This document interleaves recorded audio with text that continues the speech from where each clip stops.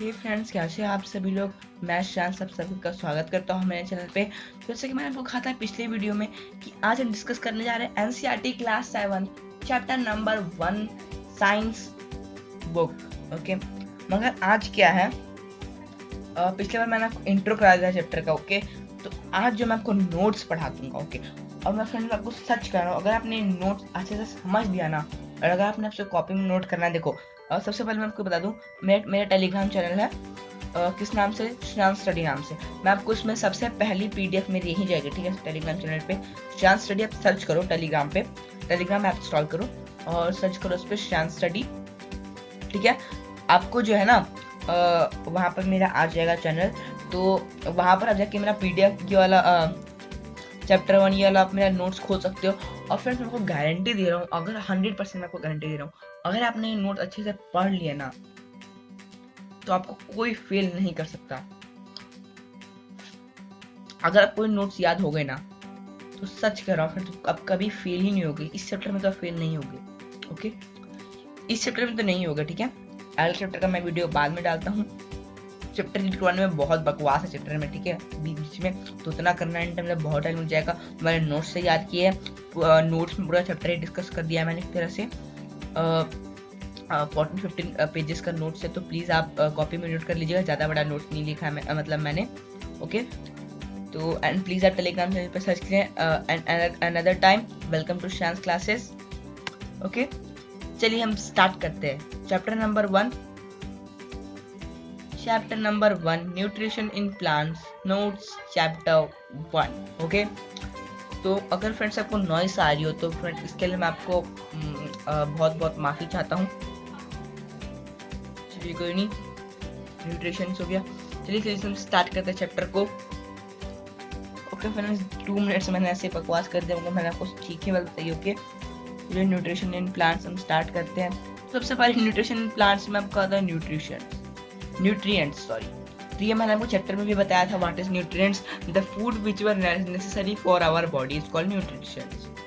अब न्यूट्रिशंस में हमारे पास क्या क्या आता है, फैट आता है, प्रोटीन्स आता है, विटामिन आता है, मिनरल्स आता है, वो सब क्या क्या कहलाते हैं, न्यूट्रिशंस। तो यहाँ पे मैंने आपको पिज्जा दिया हुआ है, ठीक है, फूड मान लीजिए इसको, ठीक है, पिज्जा को फूड मान लीजिए। और यहाँ पर ये जो है ना, इससे आपको मिलेगा कार्बोहाइड्रेट इतना ज़्यादा, प्रोटीन मिलेगा आपको इतना, वाटर मिलेगा आपको इतना, फैट मिलेगा आपको इतना, ठीक है, मिनरल मिलेगा आपको छोटा सा, मैं आपको बताता हूँ क्यों। और विटामिन मिनरल आपको छोटा सा मिलेगा, और डाइजेस्टेबल फूड भी। तो मैं आपको बताता हूँ क्यों। तो कार्बोहाइड्रेट हमारे फूड के लिए बहुत ज़रूरत है, हमारे बॉडी को बहुत ज़रूरत पड़ती है कार्बोहाइड्रेट, क्योंकि इसलिए कार्बोहाइड्रेट ही हम बड़े क्लास में जाकर और पढ़ेंगे। तो कार्बोहाइड्रेट को हमारे बहुत ज़रूरत पड़ती है बॉडी को, तो कार्बोहाइड्रेट बहुत ज़्यादा अब्जॉर्ब होता है, और फैट भी ठीक ठाक अब्जॉर्ब हो जाता है, प्रोटीन, वाटर भी, ठीक है। वाटर 8 ग्लास वाटर हमें पीना चाहिए एक दिन में, ठीक है, वो भी इतना अब्जॉर्ब होता है। ओके, अगर हम 8 ग्लास पीते तो। और मेरे विटामिन की जो है हमारे बॉडी को ज़रूरत ज़्यादा नहीं होती। ओके, अगर हमारे बॉडी में विटामिन आने लगी ना तो बहुत ज़्यादा प्रॉब्लम आएगी, ठीक है। हमारा बॉडी में बहुत सारे बीमारी हो सकती है इस टाइप से। ओके, और मिनरल्स भी हमारे बॉडी को ज़्यादा ज़रूरत नहीं है। चलिए आगे देखते हैं क्या न्यूट्रिशन मतलब आपको समझ में आ गया।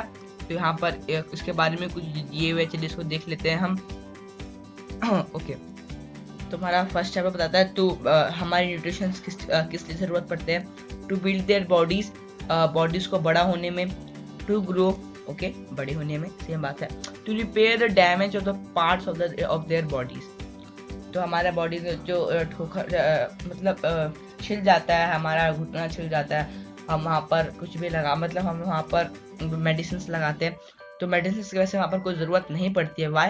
बिकॉज जो हमारे बॉडी में जो हमारे न्यूट्रिशंस होते हैं ना, कार्बोहाइड्रेट्स, फैट, प्रोटीन्स, ये वगैरह, मतलब ये सब वो सब इसे रिकवर कर लेते हैं। And to provide energy to carry our life process, हमारी उम्र को भी बढ़ाते हैं, ठीक है, प्रोटीन्स। चलिए आगे देखते हैं आगे में क्या है। Okay, photosynthesis.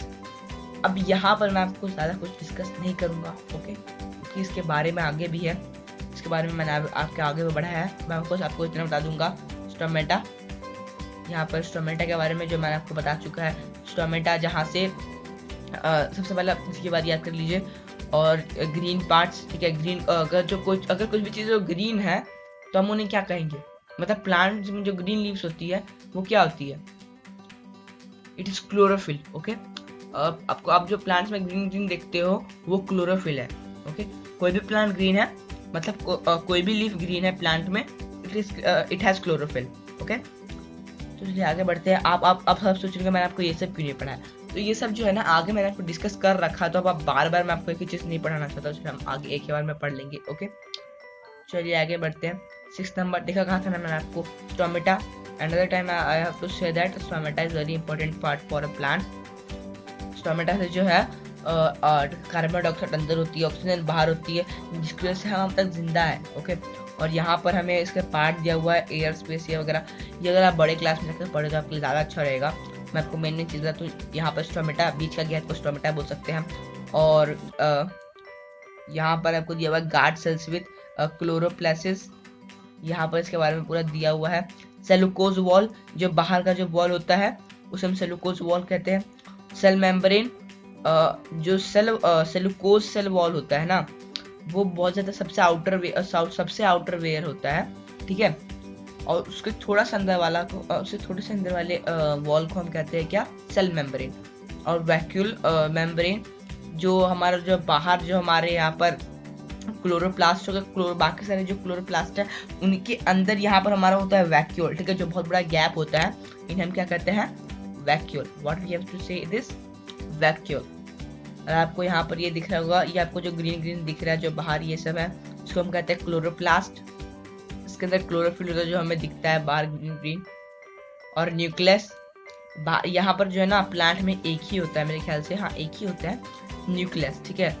It is also important है, आप बड़े क्लास में जाके पढ़ेंगे वाई इज इट इम्पोर्टेंट। और आपको जो गैप दिख रहा है बीच बीच में, आपको जो गैप दिख रहा है इसे हम कहते हैं क्लोरोप्लाज्म। ओके, चलिए हम आगे बढ़ते हैं।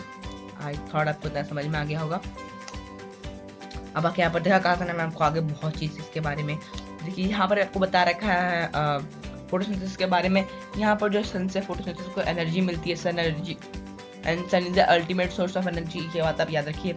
और ऑक्सीजन बाहर जाती है, सबसे पहले कार्बन डाइऑक्साइड अंदर आती है लीव के अंदर जो स्टोमेटा होती है उसके तरफ से, और जो ऑक्सीजन है वो बाहर जाता है, और सेलुकोज जो है वो बनता है यहाँ पर आप देख पा रहे हो, सेलुकोज इज फॉर्म, सेलुकोज बनता है, और वाटर जो है वो रूट से अब्सॉर्ब करता है। ओके, आगे बढ़ते हैं। मैं आपको फ्रेंड्स जो एक ही वीडियो में आपको डिस्कस कर देना चाहता हूँ, वरना फिर मुझे बिल्कुल भी अच्छा नहीं लगता, ठीक है, पार्ट 1 पार्ट 2 बनाने में, बिकॉज उतना बनाओ फिर आप उतना देखोगे चेंज करके, that is not like it. Okay, मैं कोशिश करूँगा कि मैं आपको इसी वीडियो में सारा कंप्लीट कर दूँ। एंड सिंथेसिस ऑफ प्रोटीन, इसके बारे में आपको बताने की कोई ज़रूरत नहीं है, ठीक है, दैट इज़ मतलब या बड़ी क्लास में जाके पढ़ लेना। यहाँ पर आपको मगर बता दूंगा तो कोई फ़ायदा नहीं है। जैसे भी मैंने एक्स्ट्रा डाला था तो मुझसे भी गलती हो गई, जिसको मैं डिलीट करूँ ज़्यादा अच्छा रहेगा। क्या डिलीट करूँगा अब मैं, ऐसे कोई फ़ायदा नहीं है, ठीक है। आप सोचिएगा मत कि ऐसे कर रहे हैं सर, ऐसे कर रहे हैं। अब यहाँ पर आपको मेन चीज़ आती है, what is this, parasite. And what is parasite, जो दूसरी चीज़ें है, we are also type of parasite. और यहाँ पर आप जो पैरासाइटिक प्लांट्स देख रहे हो ना, आपको जो येलो येलो दिख रहा है, सबसे मेन बात होती है जो इसमें जो है ना क्लोरोफिल नहीं होता, इसके वजह से जो है ना ये येलो येलो दिखता है। और जो प्लांट्स होते हैं ना उनके लीव्स में क्लोरोफिल होता है, तो वो लोग क्या दिखते हैं, ग्रीन ग्रीन। तो इनको हम क्या कहते हैं, अमर बेल, ठीक है। ये कभी मर नहीं सकते, अमर मतलब कभी नहीं मर सकते, और बेल मतलब डाल वगैरह। ओके, तो येलो येलो चीजें करते हैं।